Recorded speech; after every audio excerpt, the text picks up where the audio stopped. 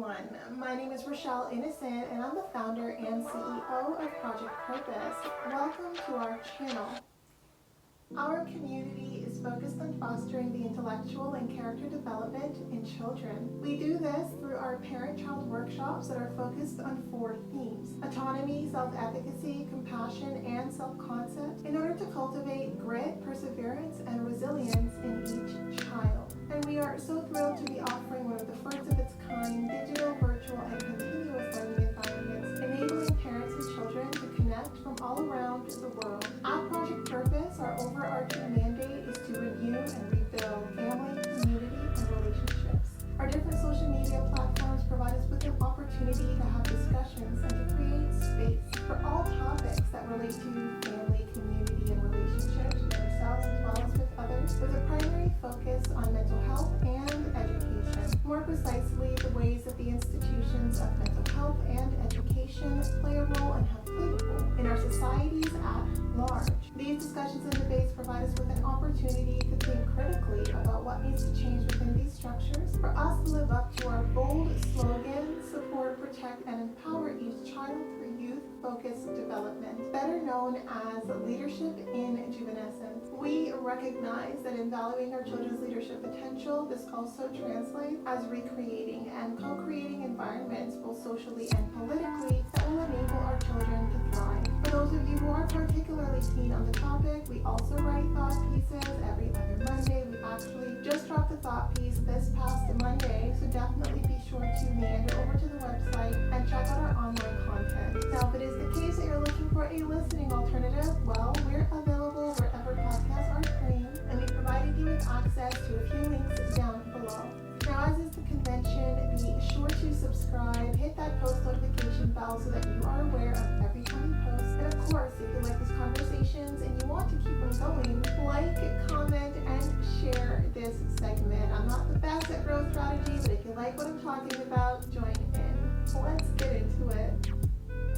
Hello, ladies and gentlemen, and welcome back to another segment here on Project Purpose. For those of you who are new, we cover topics that relate to mental health, mental wellness, and education on a week-by-week basis. And today's topic of discussion is education. I'm going to talk about learning from ground zero, learning something that is completely net zero, and it is such a difficult process, and oftentimes it creates a lot of fear and a lot of anxiety because we feel inadequate. And I want to talk about this process of learning and its relationship with inadequacy, and why we need to readjust and redefine our relationship with inadequacy when it comes to learning, because learning involves this period, this beginning period of discomfort, and where we're completely outside of our comfort zone, but it is a process that we have to get used to, that we have to push through in order to attain a certain degree of mastery. And so a lot of us, because a lot of the things that we do we can infer from previous experience, it's very rare in our adult lives especially that we're going to be in a situation where we're learning something from ground zero. And understand that when you're learning something from ground zero, you don't have a baseline, you don't have a foundation to call upon or to draw upon in order to engage and get a sense as to, well, how much of this can I understand based on what I've understood in the past. You have to build that. You can't use recognition and recall, which is the majority of what we leverage when it is the case that we are applying previous knowledge. You have to build your repertoire for recognition and for recall. And so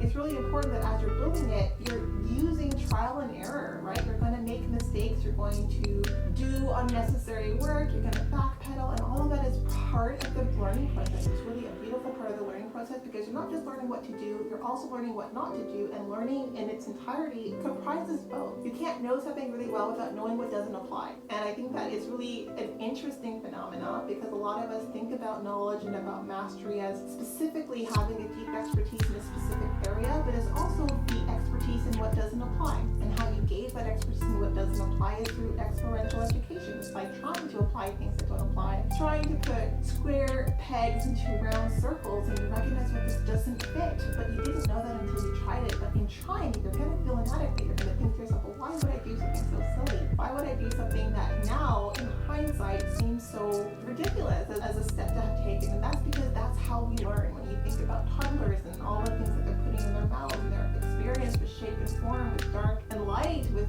void and shape, all of that is experiential education. A lot of the times we forget the experience of really not understanding how to move forward, but in moving forward anyway. And it's in that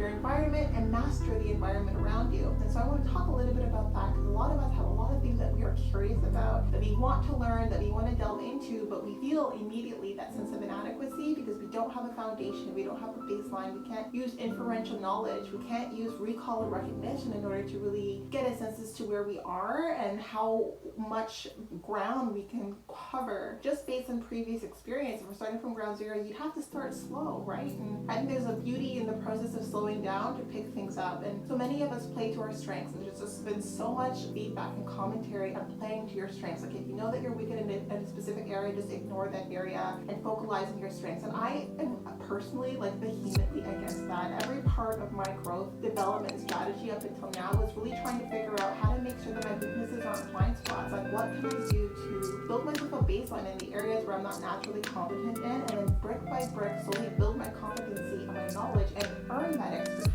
Because there's a certain dexterity that you have in areas where you're very strong, where you don't really struggle to attain that knowledge. It's not this difficult, tedious process that really makes you feel rewarded by the time you get to the end of it, at least not I. But where I have applied myself, and it was very focused and very concentrated and very dedicated and disciplined, and applying myself to learning something that I was not naturally competent in, cultivating that mastery and that expertise just felt much more rewarding to me. And that's just because I understand the learning process. I don't feel inadequate when it is the case that I'm fumbling around and trying to figure out my way to build that baseline that I know that once it's built, I can really perform. And so many of us were approaching learning with the expectation of performance, and you can't perform until you learn, and you can't learn until you establish a baseline. And you can't establish a baseline without feeling sometimes a sense of inadequacy. And so embrace that sense of inadequacy. No, it's just time and place. It's not going to be something that is permanent. It is going to be something that you outgrow as you cultivate deeper knowledge and deeper understanding, and recognize again that deeper knowledge and deeper understanding involves as much as the things that are the core of the subject matter that you're approaching as the things that are just not part of it. Someone isn't a master in what it is that they do without also being a master in the things that don't apply. And so I think that we need to take that into consideration,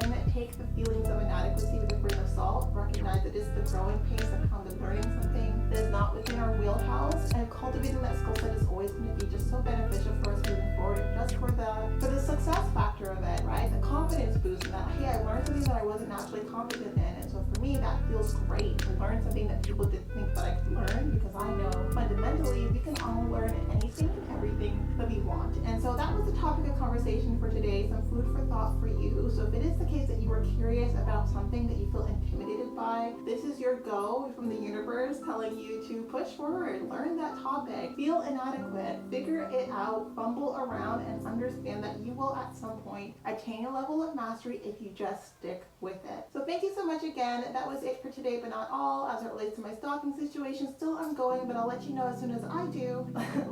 Thank you so much for engaging. If there's a topic area that's not a natural strength for you, but you're picking up and you're braving it, and you're moving, you're pushing forward with courage, and you're going to learn it anyway, put that topic down below. Give us all a sense as to what different areas and subject areas that maybe we could delve into at some point. And I look forward to talking to you all very soon. We'll talk to you later.